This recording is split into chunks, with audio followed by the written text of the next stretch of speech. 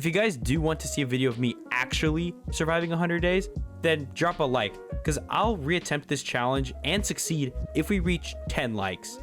But yeah, thank you guys so much for watching. If you made it to this point of the video, you're an absolute legend. Well, honestly, that was a pretty good second video if I do say so myself, but I don't really think we're gonna reach the 10 likes. Oh well, let's just see.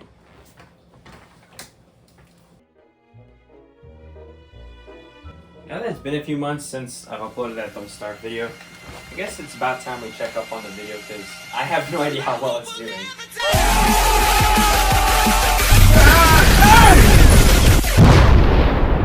289 likes?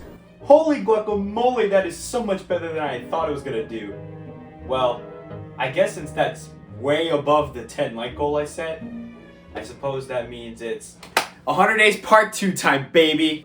That's right, you heard that correctly. We're back with 100 days lights out. I just want to say a quick thanks for absolutely blowing up the first video with all the views, likes, and comments. I didn't expect the video to do that well. And because a lot of you left comments, you guys gave me some great ideas of who would make this challenge a whole lot easier. One character recommendation really intrigued me, which is the big man on the thumbnail himself, Maxwell. I'll go into more detail as to why I chose him later, but right now we need to focus on choosing another fitting name for our world. I think Maxwell's Masochist is a good name. Yes. Once I picked the Masochist himself, then spawned into our world of complete darkness, our goal was to survive like this for the next 100 days. Simple enough, right? Well, that's for you to find out and for me to know the horrors that await. Anyways, our first goal of this world is to gather some log. I seem to be having deja vu with how this is starting. No worries, I'll just make another world real quick. Chipotle, chicken bowl, because I'm hungry. Spawning with our homie Maxwell, of course. Explore a bit. Okay, but on a serious note, I died 3 more times after this for a total of 5 failed attempts. Now, I would be lying if I said I wasn't heavily discouraged after failing so much. However, I'm glad I stuck to my guns and continued on because this next attempt was the one. Tired of failing time and time again, I decided that the world name had to be extremely fitting for the character I was about to play. WX's Kitchen. Because why not? It's a cute little name. Get it? Because WX is cooking? Never mind. I chose WX for the 6th and final time before actually facing this eclipse of a world for 100 days straight. Now, you may be thinking to yourself, Chris, why are you playing WX when the thumbnail literally has Maxwell on it? And that's a very good question, which I have an elaborate answer for. I found out Maxwell sucks. Initially, I thought Maxwell wouldn't be a horrible choice with all the stuff they changed about him and his constant sanity gain, but 1, his lack of health proved to be a huge problem for the way I play this game. 2, not once in any of those playthroughs did his sanity gain actually help me. And 3, I thought he would be fun to play, but he's so boring even after the rework, so I have to for WX. But that's fine, because there were way more comments suggesting him anyway, and he seems much more practical. I was sort of skeptical of WX at first since I never played the rework version of him, but you'll see later just how trivial he makes lights out. And hey, would you look at that, we survived our first day of many, and managed to secure a science machine. Okay, now I can do this. Dude, day 2 alchemy engine. After prototyping some stuff, I opened up a nearby sinkhole to venture into the ruins, and I promise there's a reason for going this underprepared. WX has this item called the illumination circuit, which provides him with an aura of light as long as he has it equipped. The way to get it? Well, I have to scan a depths worm, hence the early ruins visit. Once I successfully scanned and took down the depths worms along with 2 of his friends, I now had the thing that single-handedly carried the early game. Do I just infinitely light up now? Dude, wait, that's so chill! The original plan was for me to head back to the surface and do some more exploring around the world, but I realized I could just make my base right now, so that's exactly what I did. All right, we're gonna set up base right here. The rest of day 4 and the beginning of day 5 was spent creating the general outline of my new home and gathering various resources. Halfway through day 5, I followed through with my plan to return back to the bat dwelling, spider crawling, insanity driven, pitch black of a surface, so I could discover more of the world and gather useful items along the way. To be completely honest, nothing all too exciting or interesting really happened from days 5 through 7. On day 6, I found a touchstone which, fun fact, doesn't even work in Lights Out. It's just complete vanity. I unfortunately found this out the hard way in one of the Maxwell runs, that if you use a touchstone, it's just an instant game over. So safe to say there isn't a reliable way to revive myself, which is definitely reassuring. Definitely. Quickly after this discovery, however, I stumbled upon both Glommer and the Pig King. The Pig King discovery is yet another thing that I found out is useless in Complete Darkness.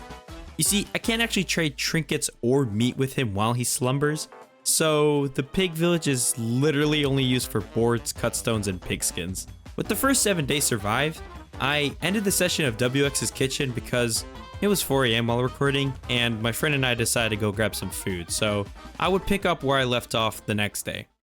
And another day, another dollar. Let's get into this. Just like that, we're already back in the kitchen. There was something that I wanted to get done today, which was venture deep into the ruins. So, in order to get that task achieved, there are some things I have to gather and get done beforehand. First order of business is to finish exploring the deciduous forest, and lucky me, I found another touchstone for an additional 8 pigskin. I'm gonna need a good amount of football helmets for this journey, as there is a ton of high damage dealing enemies. Once I decided I was done with the surface, I opened a nearby sinkhole in hopes of being spawned closer to my base. And surprise, surprise, it wasn't that close. It's fine, because it gives me an excuse to explore more of the caves, as I've never actually done that in all my hours of this game. While making my way back home to start preparing for the ruins, the run came scarily close to meeting an abrupt end. Oh, I'm so stupid, oh my god. But besides that little oopsies of mine, I was able to make it back on day 9 in one piece. Can we get much higher? What was the first thing I decided to do? Open up a present and change it to some fresh clothes. After my little fashion show, I waste no time and start adding things to the base. Once I finish placing all the chests, grass tufts, and twigs, I make my way back to the surface to take full advantage of the full moon on day 11. And by full advantage, I mean I pick up Glommer, hi Glommer, and fight both werepigs and crawling horrors for the rest of the night. Yeah, I'm not the best at utilizing these full moons. I then shovel the rest of the berry bushes I need and go back to the caves. Now, all I need to do is place all of the berry bushes, fertilize them along with the grass, plant my pine cones,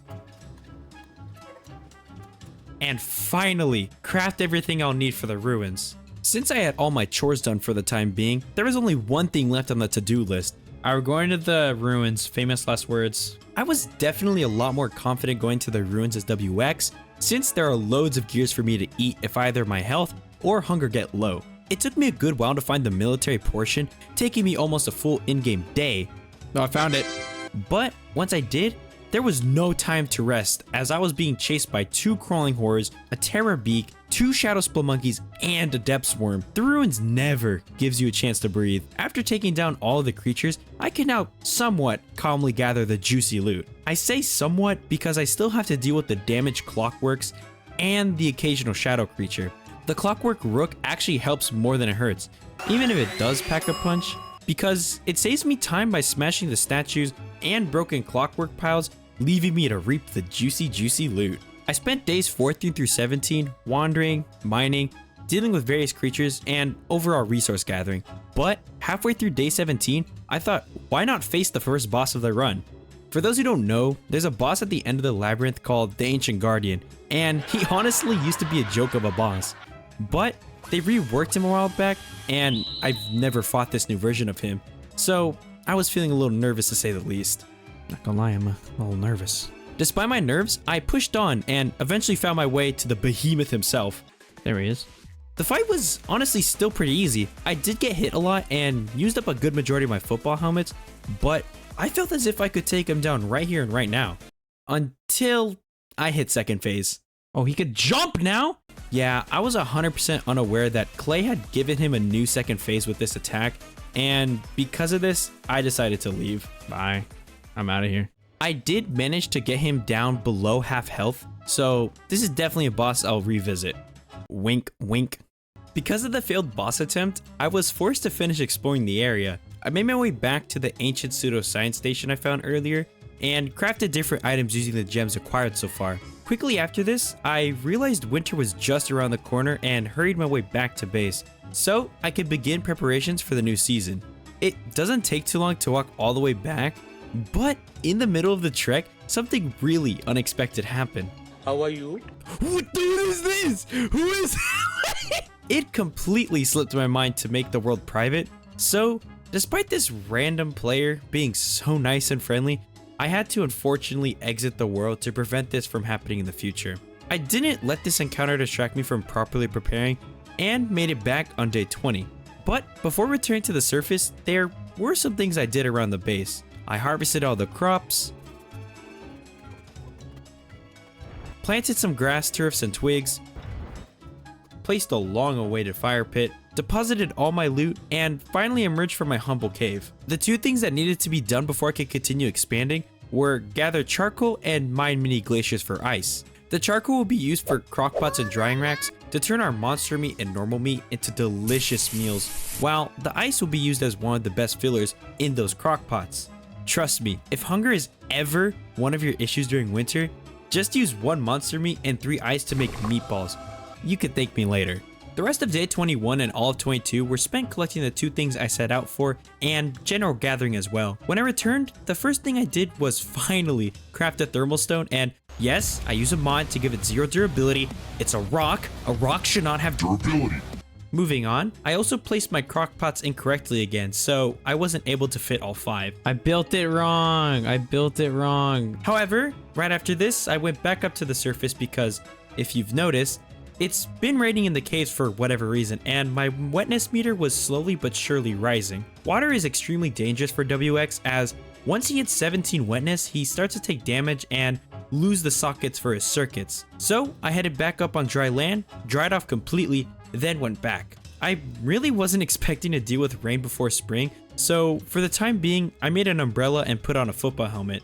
Because, another fun fact, this provides us with 100% wetness resistance. Since I was already down here, I took a look inside of the resources chest and noticed that I had no logs. Conveniently, I had placed some pine cones earlier and they were ready to be cut down. Until a tree guardian stopped me. Oh, fucking tree guard. I was genuinely ready to fight him, as tree guards are extremely easy to kite, but with my sanity being 0 and the rain starting to damage me, I was forced to flee and thought this was a perfect time to stop the sessions for the day. You know what? I think this is a actually perfect place to stop the, recording for today. I think it's like day 3 of the challenge. Last night we left off at day 25, so let's get right back into it. Let's start today off strong.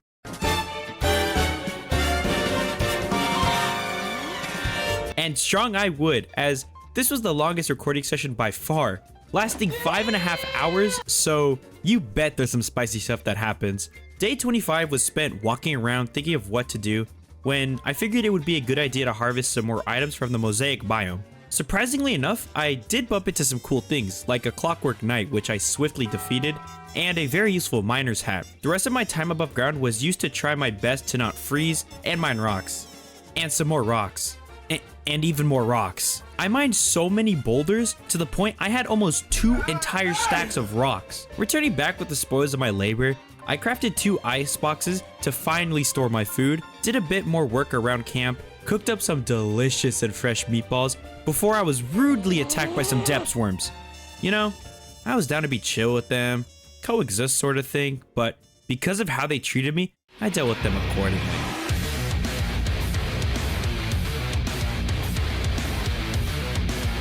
Ah, that's a lot better.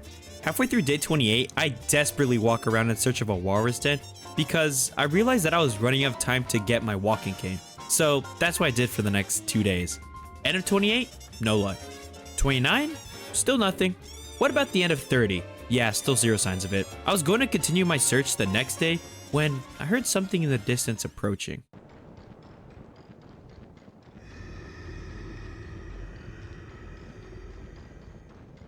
For all the Terraria players who aren't sure what this noise means, this distant rumble signifies that Deerclops is making his way towards the player. With Deerclops coming, I had to drop everything I was doing to go and prepare for the fight, since I wasn't the most equipped to fight him in my current state. But before jumping back into the caves, I made sure to eat some of Glommer's poop, because they actually heal for 40 each, meaning I healed all the way back to near full HP. However, you could just throw the full HP thing out the window, because I did something dumb and decided to fight some of the nightmare creatures and took a considerable amount of damage. This wasn't ideal at all, since I had to waste both my honey nuggets I was planning on using mid-fight, so now the only source of healing I had was one tall Scotch egg.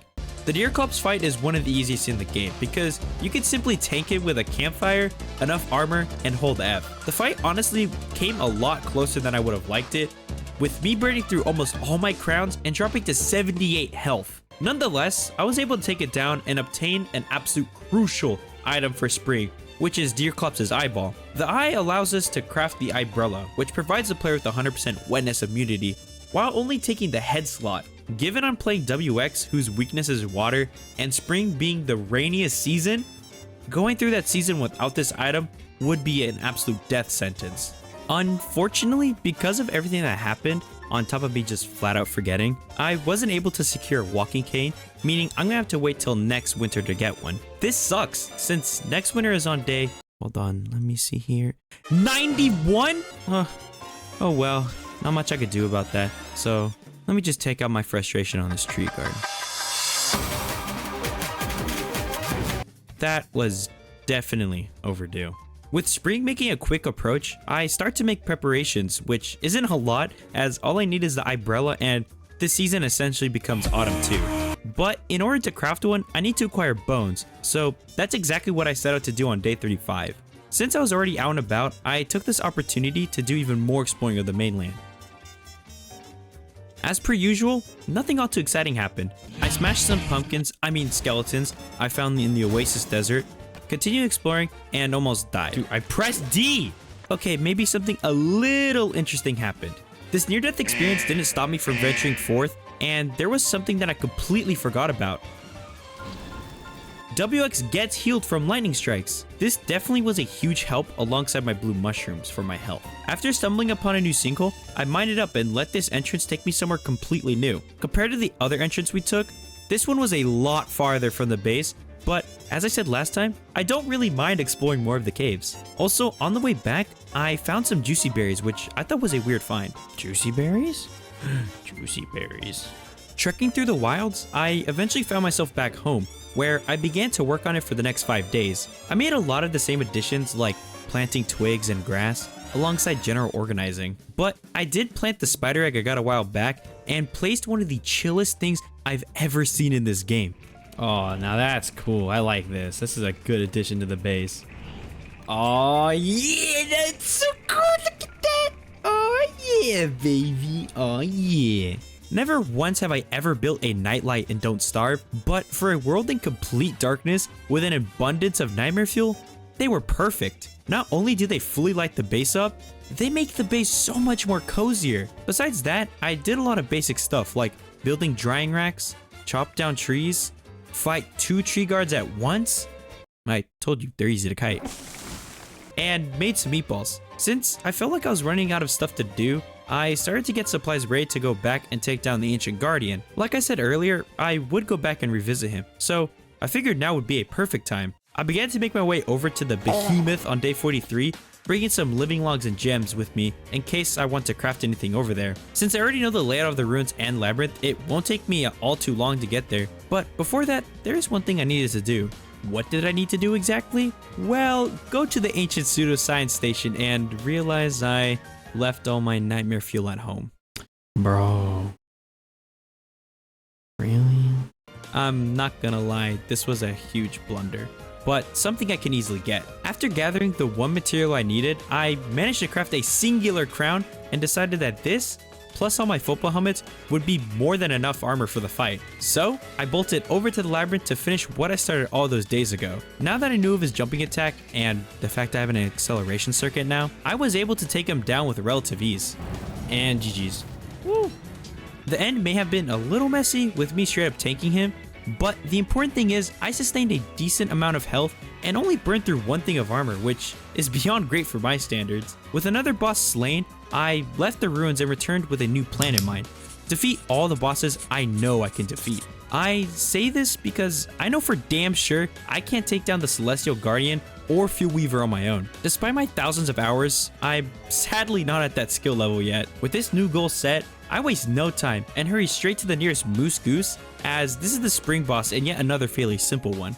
Except when you're playing in darkness 24/7. Now, the fight was still extremely easy, however, it was everything but quick. The two things that hindered this battle the most were Moose Goose constantly falling asleep and having to always light a tree on fire for light. With these two factors combined, it made taking it down a lot more annoying than it should have been, but nonetheless it was defeated. And that's Moose Goose defeated. And I upset the babies. Great. The mosslings also aren't anything too threatening and easily get taken down, but still very annoying. And all the babies are dead too. Alright, that's what's up. With the spring seasonal boss checked off the list, it's back to the caves I go because Moose Goose was literally the only reason I came up here. Once back at base, I took down the 3 beef jerky and replaced it with some more meat to dry. Then I set off for the wilds to try and get a snurtle shell. There was really no specific reason as to why, I was just bored. Well, I imagined this will be quick and easy and surely I'll get the item first try. It wasn't, and I didn't. Not realizing just how long it takes to kill one of them, I gave up after the first one and went back home to do some more work. Really? All that for a broken shell? Oh my god. While I was doing some overall maintenance on the base, we reached the halfway point of the challenge, day 50. My reaction here speaks volumes. To celebrate being almost done with this world, I head above ground and fish. If this doesn't show my lack of direction, I'm not sure what does. Practically all of day 50 was just me fishing, and day 51 was a full moon. I wanted to take this chance to really focus on digging up mushrooms in the deciduous biome, but on my way there, I witnessed an absolute tragedy. Oh, it hatched! Oh, what the?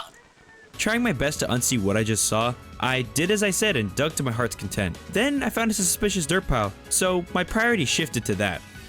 Phew, it's a qualifant. I'm gonna be honest, I don't know what I would have done if it was anything else but that. I take down my first qualifant of the run on day 52. Yes, I haven't hunted one until now. Then dig up a few more mushrooms before traversing back to where I feel the safest, home. By this point, I want to do something I've never even attempted, but have seen countless other Don't Starve YouTubers do, which was face off against Queen Bee. As far as I know, I could easily cheese the boss with enough bunnymen, beekeeper helmets, and adequate weapons. But that's enough talking about it. Let's start preparing.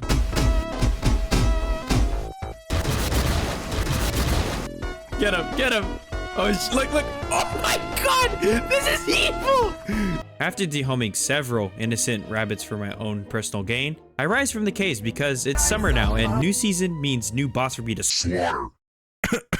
This time around, the big baddie that needs to be taken down is the antlion. But in order to do so, I need to fish. Again. Luckily, I'm not here all too long and get exactly what I needed on my second pool. Oh, let's go. Going back down, I didn't want to get distracted and continued prepping for the queen herself. I needed more silk for the beekeeper helmets, so it was time to farm some spiders. Thankfully, I planted an egg all those days ago, so farming won't be all too hard.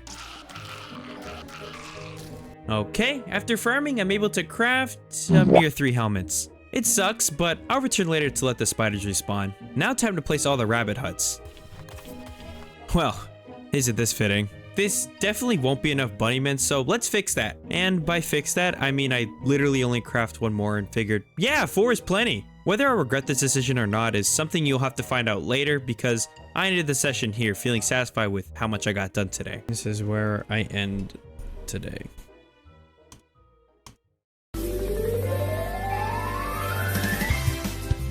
With the previous session lasting as long as it did, I figured I'd take the rest of the challenge slow, given we're a little over halfway done. On day 63, I start getting things ready for the big showdown against the Summer Fiend. Speaking of summer, what's really cool about Lights Out Summer is wildfires will never start while I'm out of the cave. Also, I don't overheat nearly as much, making the season a lot more bearable. Anyway, I managed to get everything ready while I was rambling, so off to the desert I venture. As I'm writing the script for this video, I'm starting to realize a pattern with the seasonal bosses being some of the easiest in the game. I guess that makes sense, but Antlion is probably the easiest next to Deerclops. He only has one attack, which is extremely easy to dodge, and he doesn't move, like not even a little. So it comes to no one's surprise that he goes down with very little to no fight. I didn't even need to heal once. The loot is nothing too special, but that's yet another boss off the list. Only one more season to go. Day 67 was a somewhat interesting one. I was returning from the antlion fight when I bumped into something I've never seen before, a Varglet. It took me a good bit to really conclude whether or not to engage with it, but I eventually gave in and discovered it's just a hound that drops more meat. Still a cool looking creature though. The rest of day 67 through 72 are just me doing some pretty boring stuff, so I'll highlight one or more things about each of them. 67, I became a master chef and discovered the power of beefy greens and flour salad. No, seriously, these are absolutely insane. 68, I built this little chair. That's it. Day, I chopped down trees. No, a lot of trees. I actually did pimp out the base a lot more on day 70. I finally got around to naming the place we've got to know over all this time, but I couldn't really think of anything fitting, so I let the game pick a name for me. You know, I really like this. I can't exactly put my finger on it, but it just feels fitting. After this, I wanted to make the boss statues because I feel like this feature is never utilized. At least, I never use it. So I sculpted up a Deerclops, Moose Goose, and Antlion statue using cut stone. Honestly, they make the base a lot cozier and double as a nice trophy display. So killing two birds with one stone. Also, before any of you comment, yes, I know I'm missing the Ancient Guardian one. I'll go back and get it later, okay? To end the renovations off, I added some more flooring to really drive the feeling of home in. Oh hey, day 71 is a full moon. Allow me to continue the tradition of doing absolutely nothing with the full brightness. Now, finally ending the streak of nothing happening, I craft more beekeeper helmets and log suits to attempt Queen Bee for the first time ever. To be honest, I was more than hopeful this fight would go well since I had very rough knowledge of the boss from watching countless Jakiosaurus videos. So, being as ready as I'll ever be, I equipped both the bunnymen and myself with all the armor available before unsheathing my mighty hammer to awaken this beast. With the battle commencing, there was no turning back for me or my soldiers. We had to return with this Lovecraftian's head or all would be for naught. All those days, the hard work and perseverance all led up to this moment. Hearing the queen's cry, we bombard the queen with dark swords and chomps. Never mind, she's actually a lot harder than I remember, so I flee. Man, if I had a nickel for every boss I ran away from, I would have 2 nickels, which isn't a lot, but isn't it weird to happen twice? Now, I would be lying if I said I wasn't kind of bummed out that fight didn't go as planned, but what can you do? Prepare for the freaking dragonfly, that's what you do. Ah, yeah. Remember all those rocks I've been gathering throughout the run? Well, I hope you did, because I've been saving all of them for the moment I would fight dragonfly, baby. I do find it a bit ironic that I go from losing horribly to a boss I struggle with straight to another boss that I normally don't have the best of luck in. I guess the main difference is I've actually won against Dragonfly on several occasions, whereas I've never even touched the Queen Bee. Also, I forgot to mention, but it's now autumn time. Again, meaning the big meanie who was too shy to show his face the first time around is finally here, Badger. I seriously considered dealing with him now as he was literally right in front of me, but it was late and I was already suffering from the loss from the queen earlier, so I would save that epic battle for the final session tomorrow. So, we're at day 80. That means we're really close to being finished. I think this is going to be the last IRL day of gaming. We've come all this way. You know, let's finish this here today. Oh boy, the home stretch. What may have been 30 minutes for you guys has been a wonderful 10+ hour journey for me, so let's finish things off strong. Right off the bat, there is a lot on the agenda for today. 2 of the top things being Badger and the scary fly lady. I wasn't all too worried about the first thing as much as I was the dragon because I have something very special in store for Fluffy. Since 2 of the bosses have resulted in me using the secret Joestar technique, I wanted to play this one extra safe, so I made sure to over prepare. I whipped up all the healing food possible, being 9 honey nuggets and one lobster biscuit, burned some twigs for Ash to craft healing salves. Yeah, I'm being this safe. And lastly, double checked I had enough of everything else and my star collar staff because, you know, I learned my mistake back in spring. With everything appearing to be in check, it's time to deal with some giants. Not only was Bearger planned to be killed before D-Fly, he was eager for me to put him in his place. The dude was literally spawn camping me. Works for me though.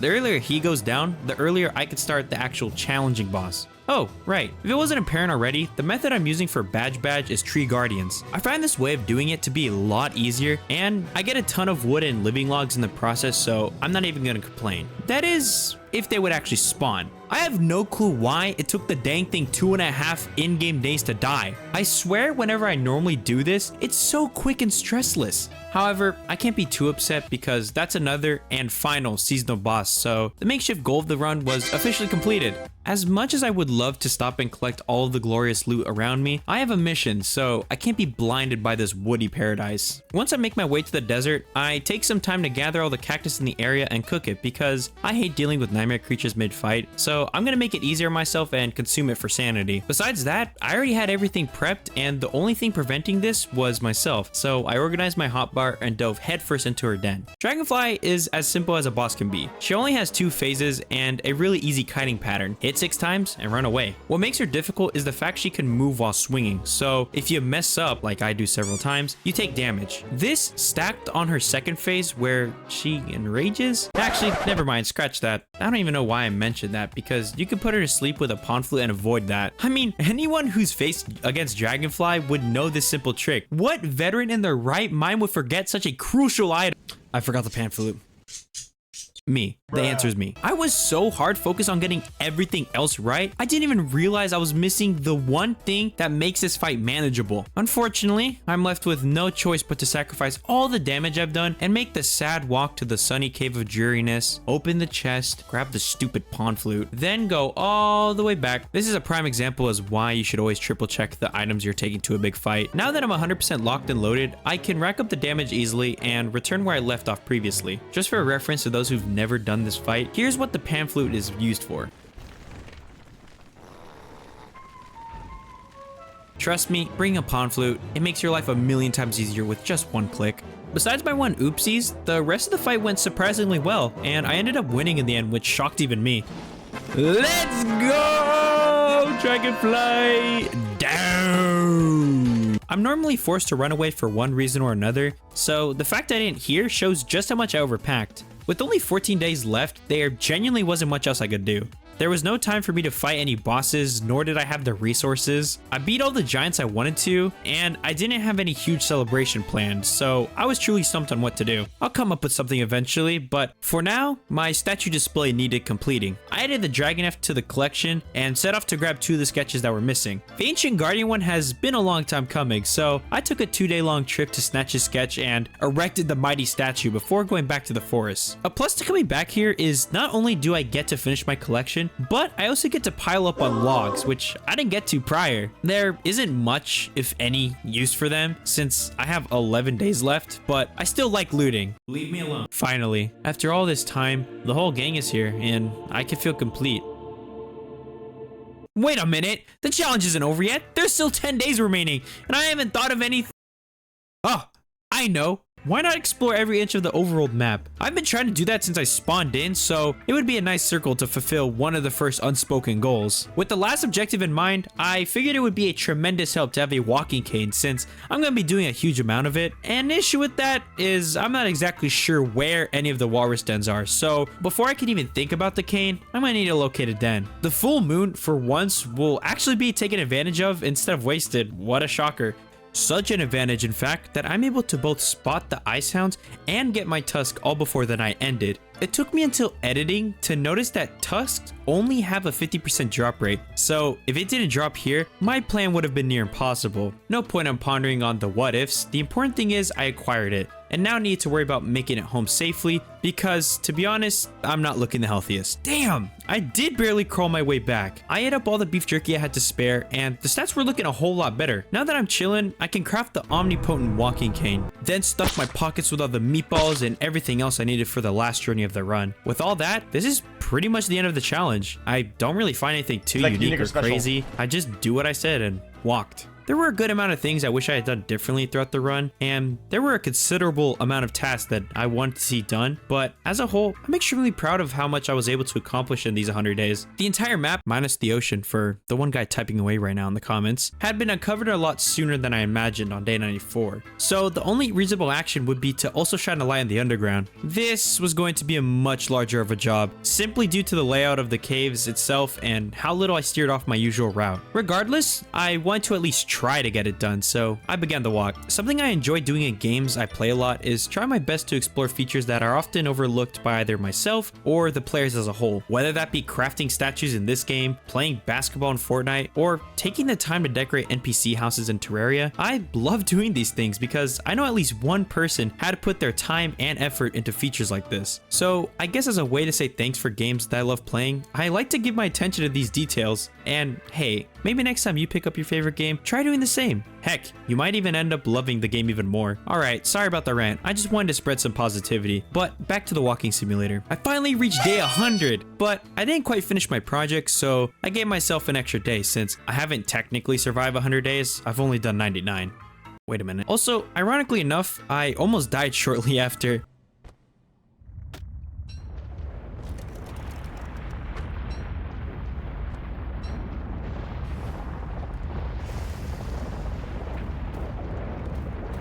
To say my hands were shaking would be an absolute understatement. Even with this extra day I gave myself, I still couldn't complete the map, so to not leave anyone unsatisfied, I was gonna keep exploring until I finished, which wasn't long after, and both the overworld and caves maps were fully filled out on day 102, officially ending this long-awaited challenge.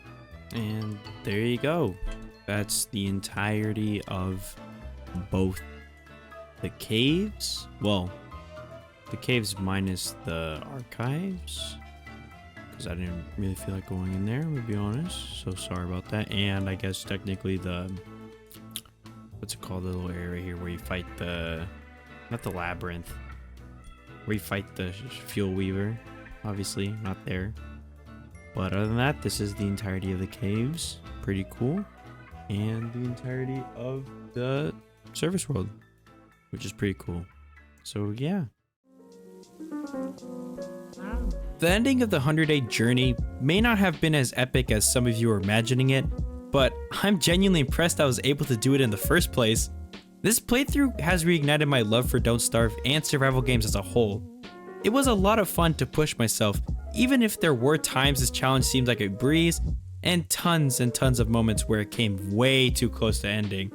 Crazy to think I would never have found out how fun WX actually was if the first video didn't do as well as it did. So for a second time, really, thank you guys so much from the bottom of my heart. Let me know down in the comments if you want to see me attempt any other Don't Starve challenge. But other than that, thank you guys so much for watching. And as always, if you made it to this part of the video, here's a BJ's Pizookie as a prize. Enjoy it. I'm not good at ending stuff, so bye bye.